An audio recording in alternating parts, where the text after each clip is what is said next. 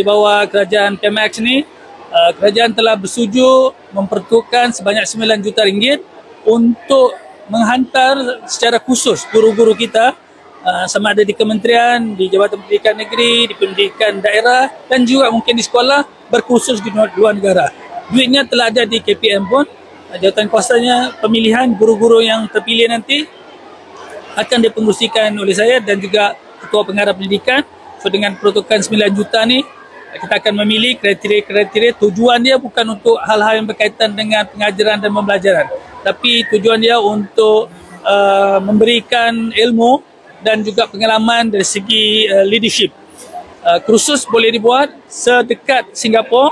Ada beberapa buah institusi juga yang baik di Singapura dan sejauh-jauh kemungkinan Amerika Syarikat.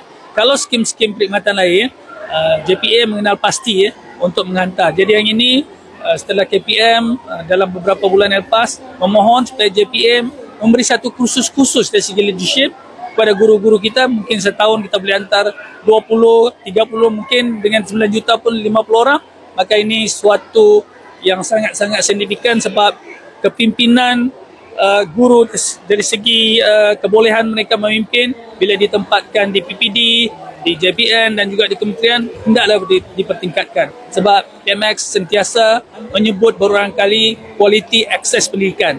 Quality access pendidikan ni bukan hanya bercakap mengenai infra, bukan hanya bercakap mengenai kurikulum, tetapi guru yang mengajar tu juga hendaklah ditingkatkan upskilling kemahiran mereka untuk membolehkan penyampaian di bawah, kemahiran mentadbir dan sudah tentunya untuk melahirkan masyarakat yang madani yang lebih kompeten, yang lebih ihsan dan yang lebih prihatin.